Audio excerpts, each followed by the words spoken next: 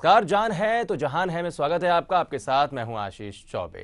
जान है तो जहान है में हम हेल्थ से जुड़ी तमाम समस्याओं को उठाते हैं और हमारे हेल्थ एक्सपर्ट उन समस्याओं का समाधान आप तक पहुंचाते हैं। और आज के एपिसोड में हम बात कर रहे हैं आर्थराइटिस की, जो कि उम्र बढ़ने के साथ बढ़ती है। तो आखिर क्यों होता है ये रोग और इसके बचाव के क्या कुछ तरीके हैं, इन सब पर हम करेंगे बात, क्योंकि जान है तो जहान है।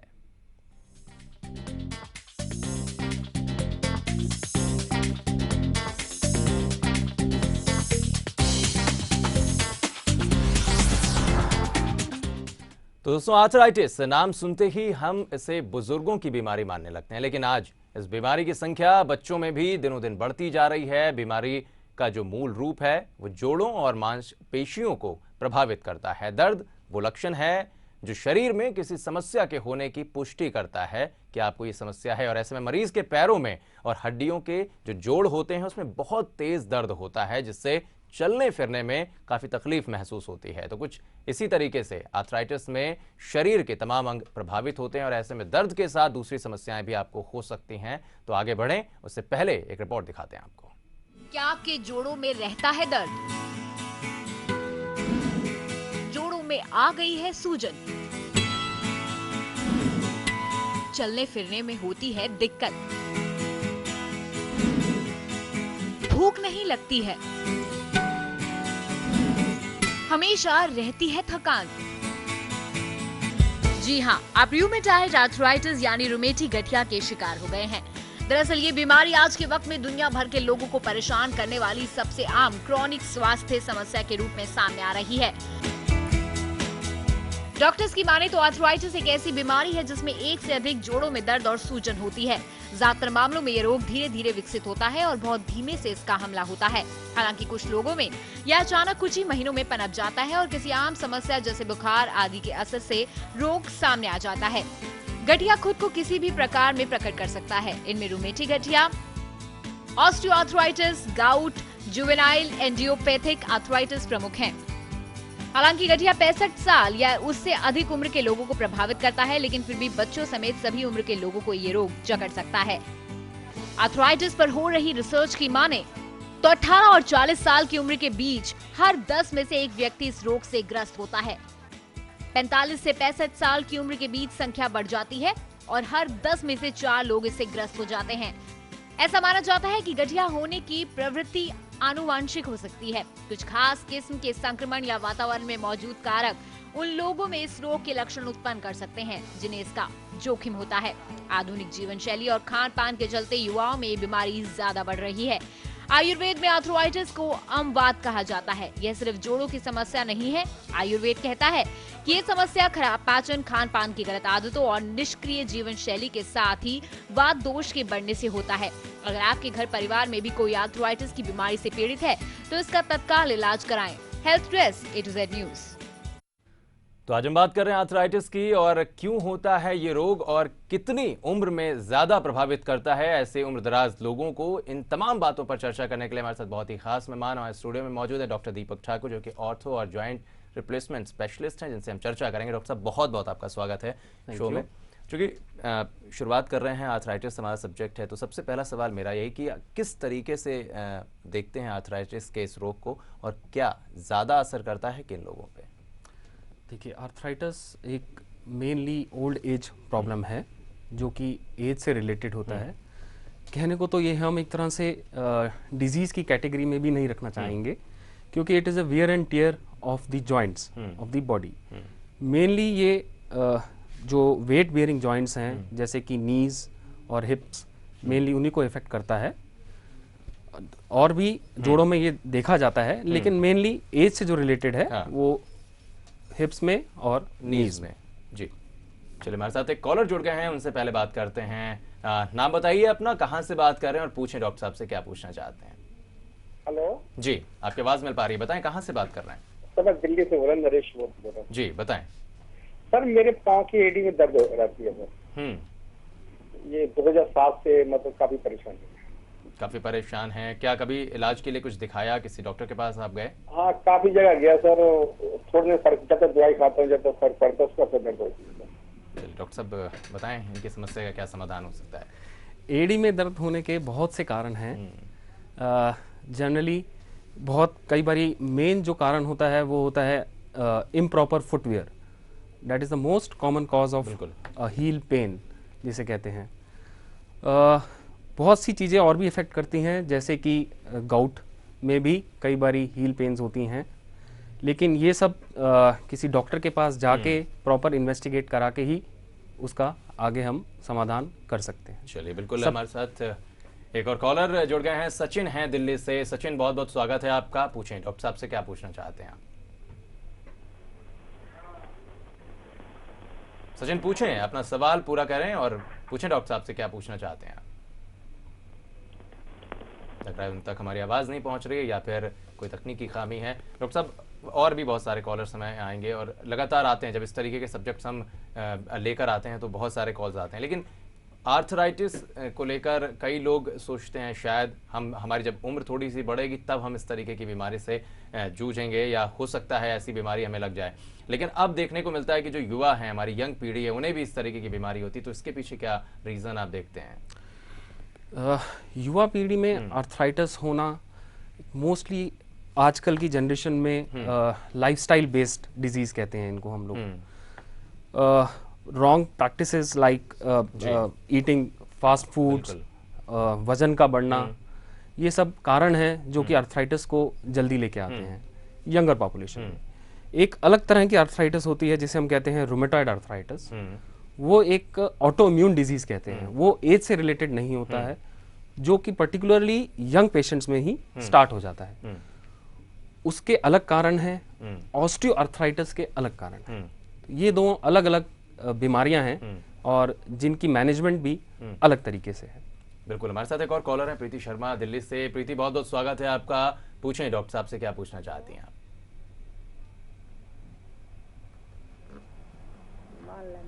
जी पूछें। हेलो जी, आपकी आवाज मिल पा रही है, कहाँ से बात कर रही हैं बताएं। हेलो? जी, आपकी आवाज मिल पा रही है, पूछें। हाँ जी, आवाज नहीं आ रही है।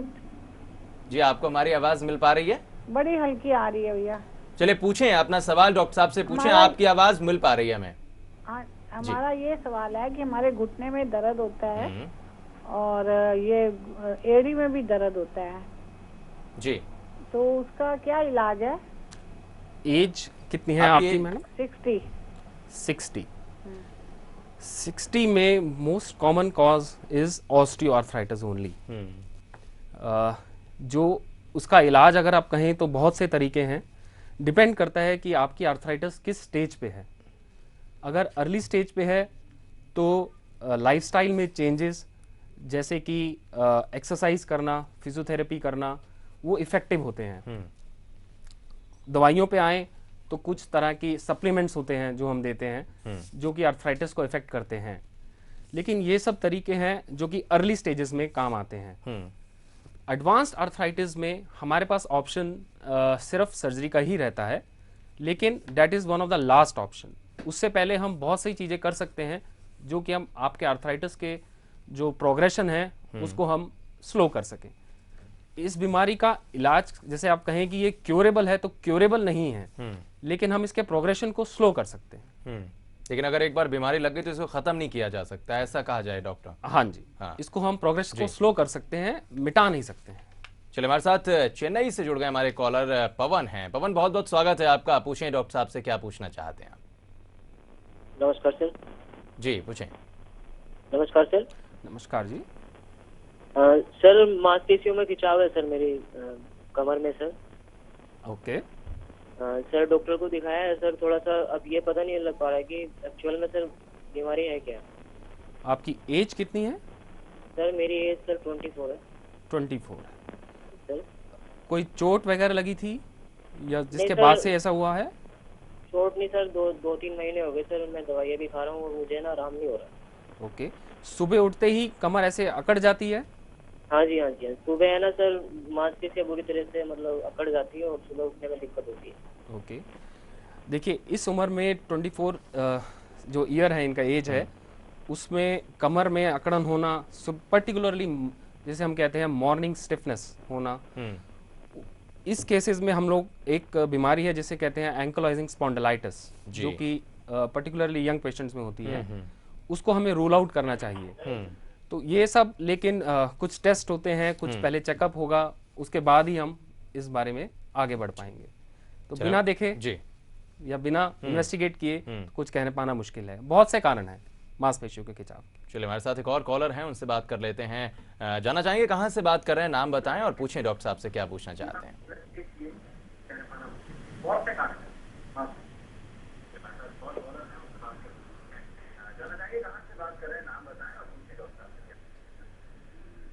जी हेलो जी, आपकी आवाज मिल पा रही है। पहले तो टीवी का वॉल्यूम थोड़ा सा आप कम कर लें ताकि हमारी आपसे आसानी से बातचीत हो सके, और पूछें क्या पूछना चाहते हैं डॉक्टर साहब। जी मतलब जी, आपकी आवाज मिल पा रही है, बताएं डॉक्टर साहब से, पूछें क्या पूछना चाहते हैं। हेलो सर, आपकी आवाज हेलो? मिल पा रही है, आप पूछें क्या पूछना मतलब चाहते हैं डॉक्टर। मेरी उम्र 40 साल है हाँ जी। और मेरे को क्या है कि अंगुलियों में, मतलब जैसे 2 अंगुलियों में, मतलब दोनों हाथों में, मतलब बीच में से मतलब बड़ी हो गई है। और रोमेटोलॉजी के बारे में, रोमेटॉइड आर्थराइटिस कहना चाह रहे हैं आप?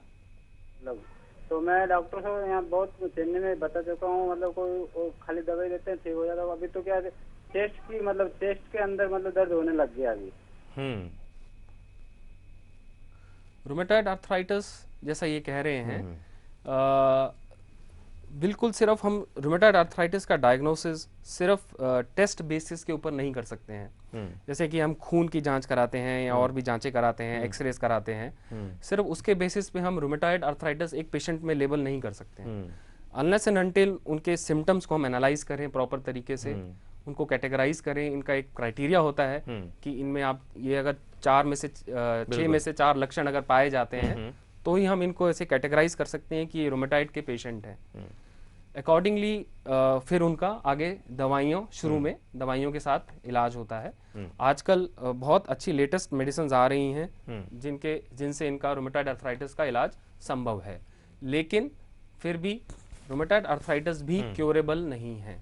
चलिए, क्यूरेबल नहीं है, लेकिन ये है कंट्रोलेबल से कंट्रोलेबल है। और दूसरी चीज है, प्रोग्रेशन जो उसका हो रहा है उस पर थोड़ा सा ब्रेक लगाया जा सकता है, वो आगे ज्यादा नहीं बढ़ेगा, बहुत ज्यादा मुश्किलातें आपको नहीं होंगी। ये कहीं ना कहीं डॉक्टर साहब समझाने की कोशिश भी कर रहे हैं। एक छोटा सा ब्रेक लेते हैं यहाँ पर, लेकिन फोन कॉल्स आप हमें जरूर करते रहिए।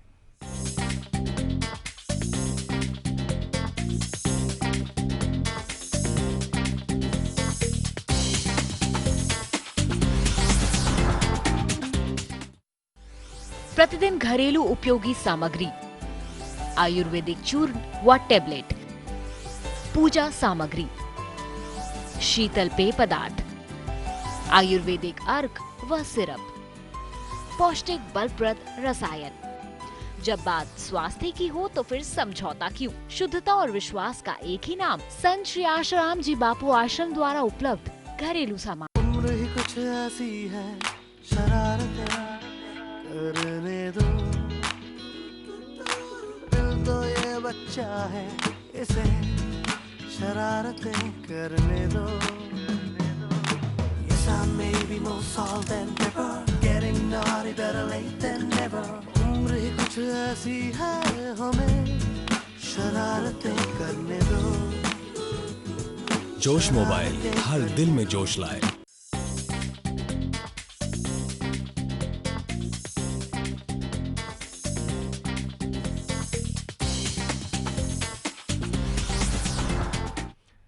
के बाद स्वागत है आपका। आप देख रहे हैं हमारा खास कार्यक्रम जान है तो जहान है, और आज हम बात कर रहे हैं आर्थराइटिस की। आर्थराइटिस पेन किसको हो सकता है, कैसे प्रभावित करता है आपके शरीर को, आपके जोड़ों में किस तरीके से दर्द पैदा करता है, और ज्यादा से ज्यादा किस एज के लोगों को ये प्रभावित करता है। हमारे साथ एक और कॉलर है, पहले उनसे बात कर लेते हैं। दिल्ली से कॉल है जी, बहुत बहुत स्वागत है आपका। बताएं अपना नाम और पूछें। मेरी वाइफ का नाम मिसेस शांति शर्मा है जी, पूछें। एज 65 साल है। अभी हमने यहाँ फोर्टिस हॉस्पिटल दिल्ली में दिखाया था उनको, और उनके एक्सरे कराए थे। एक्सरे में कोई प्रॉब्लम नहीं आ रही है, और उन्होंने जो दवाई लिखी है 15 दिन की, हमारे वाइफ के पैर में सूजन रहती है, और वो उसमें कोई भी हड्डी में कोई प्रॉब्लम नहीं है, कोई एक्सीडेंट नहीं हुआ, कोई चोट नहीं आई। ऑटोमेटिक उन पर पेन रहता है और सूजन हो गई है पैर नीचे पंजे में, और धीरे धीरे सूजन आगे बढ़ रही है। एज कितनी बताई आपने? 65 साल। 65 साल जी। कोई ब्लड प्रेशर या डायबिटीज? डायबिटीज नहीं है, ब्लड प्रेशर भी नहीं है। ओके। और एक्सरे में सब सही आया है। ओके।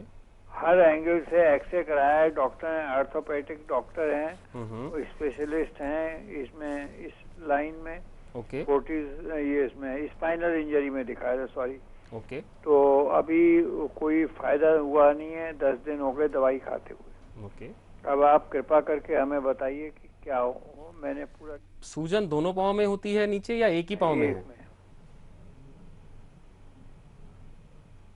लग रहा है शायद संपर्क उनका टूट गया, लेकिन हाँ जो भी सिम्टम बता रहे हैं डॉक्टर आप फोन पे, क्या लगता है आपको हिसाब से?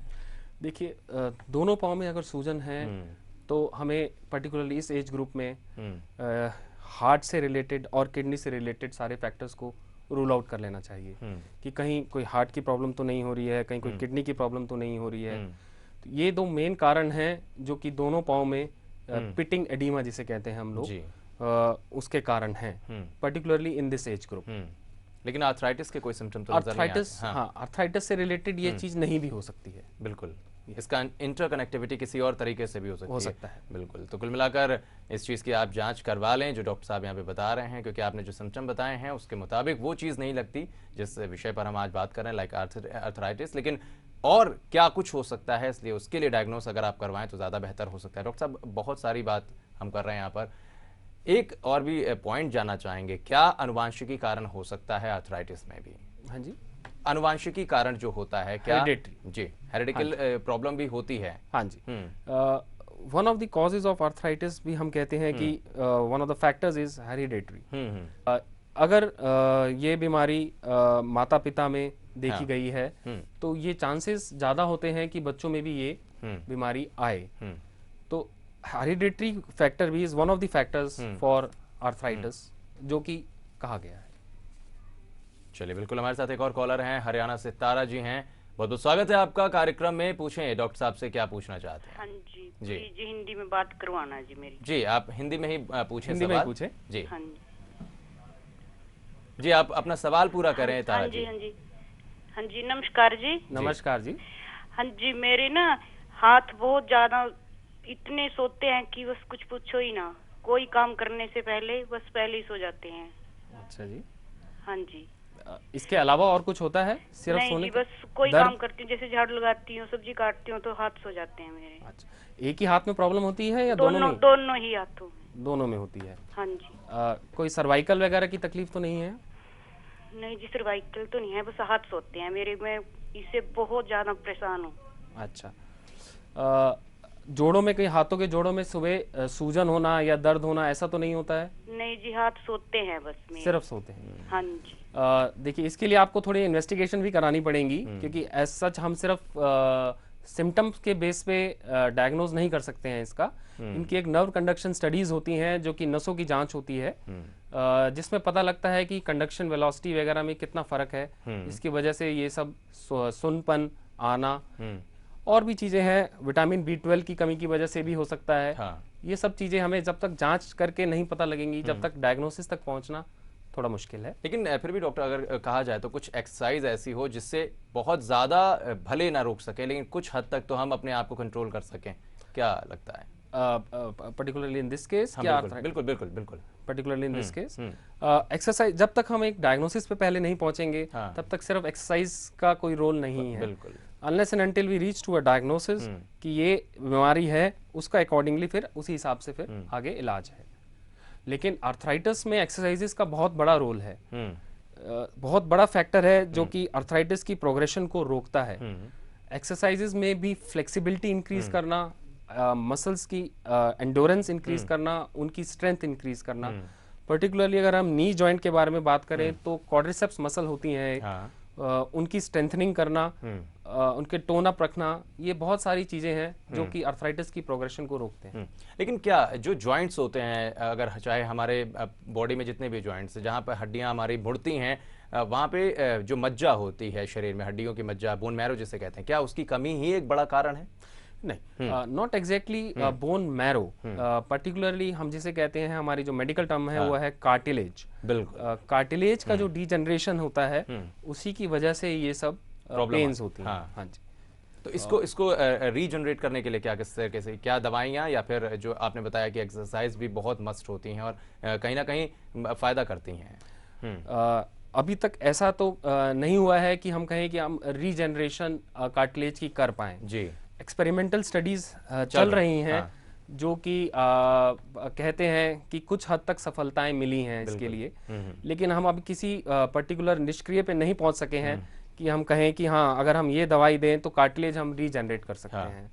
बहुत सी एक्सपेरिमेंटल स्टडीज हैं अभी, प्लेटलेट रिच प्लाज्माज हैं और विस्को सप्लीमेंटेशंस हैं, दवाइयां हैं कुछ ऐसी जो कि अगर हम अर्ली स्टेजेस में दें आर्थराइटिस की तो वो कार्टिलेज की रीजनरेशन में थोड़ा बहुत हेल्प करती हैं, बट वो बहुत अर्ली स्टेजेस में है। एक बार आर्थराइटिस अगर एडवांस स्टेज पे पहुंच जाए तो ये दवाइयों का फिर उसमें असर नहीं होता है। चलिए, हमारे साथ एक और कॉलर है दिल्ली से, श्वेता हैं। बहुत बहुत स्वागत है श्वेता आपका, पूछें डॉक्टर साहब से। Thank you sir. नमस्ते डॉक्टर। नमस्कार सर, मेरी सिजेरियन से। जी पूछें श्वेता जी, अपना सवाल पूरा करें। सर, मेरी सिजेरियन से बेबी हुई है। ओके, बेबी हुई है और मेरा वेट भी काफी बढ़ गया है। ओके, श्वेता जी सवाल पूरा करें, जॉइंट पेन से संबंधित अगर सवाल आपका है तो आप पूरा करें। हाँ, तो बेबी हुई है और उसके बाद से मेरा बैक पेन और जॉइंट पेन यानी घुटनों में बहुत मतलब दर्द रहता है चलते फिरते समय। चलिए, या पोस्ट प्रेगनेंसी बोन पेन्स होना, जॉइंट पेन्स होना, ये दर्शाता है कि कहीं ना कहीं शरीर में थोड़ी कैल्शियम की कमी हो रही है। बिल्कुल, क्योंकि अब बेबी है तो बेबी के साथ फीडिंग भी चलती है बेबी की, तो एक जच्चा में कैल्शियम की रिक्वायरमेंट बढ़ जाती है। तो ऐसी कंडीशंस में आप कैल्शियम से रिच जो फूड है, पर्टिकुलरली डेयरी प्रोडक्ट्स हैं, मिल्क एंड मिल्क प्रोडक्ट्स हैं, उनका सेवन ज़्यादा करें। साथ में कैल्शियम की सप्लीमेंटेशन मेडिसिन आती हैं, वो लीजिए, आपको ज़रूर फर्क पड़ेगा। साथ ही साथ पोस्टनेटल एक्सरसाइजेस का भी बहुत बड़ा रोल है इसमें, आपकी मांसपेशियों को मजबूत करने के लिए।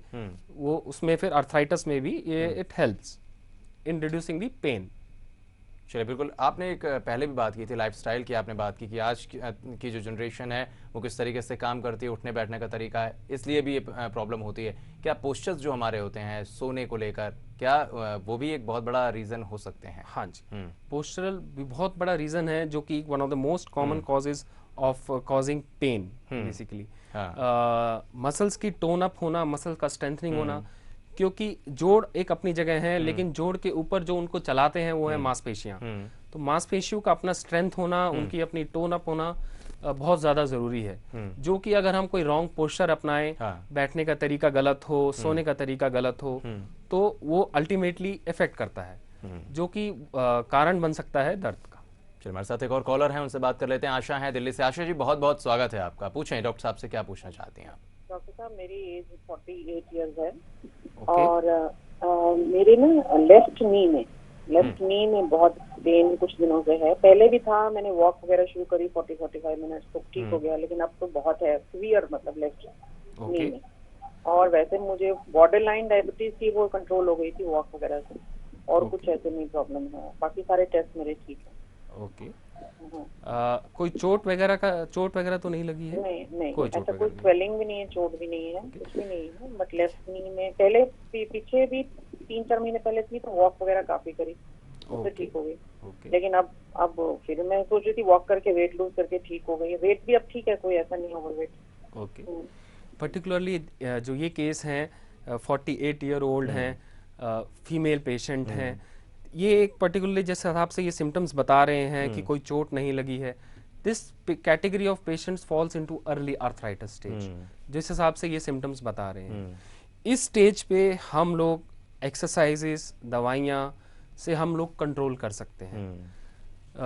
बहुत ज़रूरी है आप एक फिजियोथेरेपी प्रोटोकॉल फॉलो करें, उसको अपने रूटीन में बनाएं, वॉक के लिए जाएं, एक्सरसाइज करें, कुछ मेडिसिन्स लें, कैल्शियम की सप्लीमेंटेशंस लें, कार्टिलेज रीजनरेशन की सप्लीमेंटेशंस आती हैं वो लें, जो कि इस कैटेगरी ऑफ पेशेंट्स में बहुत फ़ायदेमंद है। चलिए, और भी सवाल बहुत सारे हैं, और जो कहीं ना कहीं हमारे साथ कॉलर जुड़ रहे हैं वो भी अपने अपने तरीके से सवाल कर रहे हैं। लेकिन एक चीज़ और जानना चाहेंगे, जैसे ऑस्टियोपोरोसिस की हम बात करते हैं डॉक्टर, तो वहाँ पे कई बार होता है कि जान नहीं पाते, उसका रिकॉग्नाइज नहीं कर पाते कि क्या एग्जैक्टली वही प्रॉब्लम है। क्या आर्थराइटिस में भी ऐसा है? क्योंकि दर्द हो रहे हैं, कई दफ़ा हम नहीं समझ पाते ये दर्द हो क्यों रहे हैं। तो इसका एक सिम्टम जो इस चीज़ को सटीक बताता हो कि हाँ ये प्रॉब्लम हो सकती है, तो क्या होगा इसमें आर्थराइटिस में? आर्थराइटिस में सबसे कॉमन सिम्टम्स जो होता है वो होता है पेन, दर्द। दर्द एक ऐसा सिम्टम है जो कि सबसे पहले आता है। उसके अलावा सूजन होना जोड़ में, चलने में परेशानी होना, लचक आ जाना चलने में, बार बार गिरने की संभावना होना, बिल्कुल बैठ के उठ के खड़ा होने में दिक्कत होना, सीढ़ियाँ चढ़ने उतरने में दिक्कत होना, ये सब दर्शाता है कि हमारे पास कहीं ना कहीं हमारे जोड़ों में थोड़ी बहुत आर्थराइटिस का एलिमेंट है। जहाँ से फोल्डिंग्स होती हैं वो ज़्यादातर अगर दिक्कत दे रही है तो इसका माना जा सकता है कि आर्थराइटिस हो सकता है, अफेक्टेड हो सकते हैं, हो सकता है। चलिए, वो भी बात अगर मान ली जाए, या आपने बताया और भी कैल्शियम की आपने यहाँ पे जिक्र की, विटामिन्स की आपने जिक्र किया, किस तरीके से। तो आर्थराइटिस के लिए जो पहले से ही अगर हम इस चीज़ को सोच लें कि हमें ना हो इस तरीके की परेशानी, तो क्या क्या खास ख्याल रखने चाहिए हमको? देखिए, प्रिवेंशन पार्ट जिसे कहते हैं, बिल्कुल वो बहुत सारे फैक्टर्स तो हम कहते हैं इसमें जेनेटिक होते हैं, जो कि अगर हम सब कुछ करने के बावजूद भी हम कई केसेस ऐसे देखते हैं जिनमें आर्थराइटिस होता है। इन केसेस में जेनेटिक फैक्टर्स अपना एक रोल प्ले करते हैं, लेकिन postural change, exercises and calcium supplementations, अपनी बोन को स्ट्रॉन्ग रखना, रेगुलर एक्सरसाइज करना, आलती पालती मार के ज़्यादा नहीं बैठना, पर्टिकुलरली इंडियन टॉयलेट्स अवॉइड करना, बिल्कुल। तो ये सब चीज़ें हैं। ये भी एक थोड़ा सा फनी सा लगता है डॉक्टर साहब, इतने सालों से अब चले आ रहे हैं उसमें, लेकिन क्या कहा जाए कि मतलब वाकई में इस चीज़ को अवॉइड करना है, या क्योंकि उसमें एक सीटिंग अरेंजमेंट जो होता है वो बहुत ज़्यादा लाइन अप नहीं होता है, उसमें आप कहीं ना कहीं मिसलाइन हो जाते हैं, इस वजह से क्या? नहीं, इंडियन टॉयलेट्स में पर्टिकुलरली जो स्ट्रक्चर है उसमें हम लोग बहुत ज़्यादा it involves bending of the knees. बिल्कुल बिल्कुल। जो नी बेंडिंग, एक्सेसिव नी बेंडिंग है, ये कारण होता है कि जो हमारे कार्टिलेज पे इफेक्ट करता है, जो उसकी डीजनरेशन को बढ़ाता है। और यही अगर हम नॉर्मल नी बेंडिंग करें, अगर हम इंग्लिश जो है कमोड की अगर हम बात करें वो इस्तेमाल करें, तो उसमें नी की जो बेंडिंग होती है वो कंपैरेटिवली कम होती है। जो एक तरह से हम कहते हैं कि एक्सेसिव नी बेंडिंग है, that may lead to further progression of the arthritis. चलिए डॉक्टर साहब, ये कहीं ना कहीं सोचा जा सकता है, और हमारी कोशिश भी रहती है कि हम अपने दर्शकों तक वो तमाम समाधान पहुंचाएं। आप लोग के जरिए जो हमारे हेल्थ एक्सपर्ट्स यहाँ पर आते हैं, उनके जरिए जो बातें आप तक पहुंचती हैं, हम उम्मीद भी करते हैं कि आपके लिए फ़ायदेमंद साबित होती होंगी। लेकिन हर बार एक बात ज़रूर निकल कर आती है हमारे पूरे डिस्कशन में कि prevention is better than cure. अगर आप पहले से प्रिवेंशन करते हैं तो ज़्यादा फ़ायदेमंद हो सकते हैं आप, और आपकी जो सेहत है वो ज़्यादा बेहतर हो सकती है। डॉक्टर साहब, बहुत बहुत शुक्रिया आपका हमारे साथ जुड़ने के लिए और इस अहम चर्चा में शामिल होने के लिए। Thank you Ashish, thank you. तो फिलहाल आज के इस खास कार्यक्रम में बस इतना ही। अगले विषय के साथ फिर हाजिर होंगे, तब तक के लिए आप बने रहिए टू ज़ेड न्यूज़ के साथ, क्योंकि खबर एक मिशन है।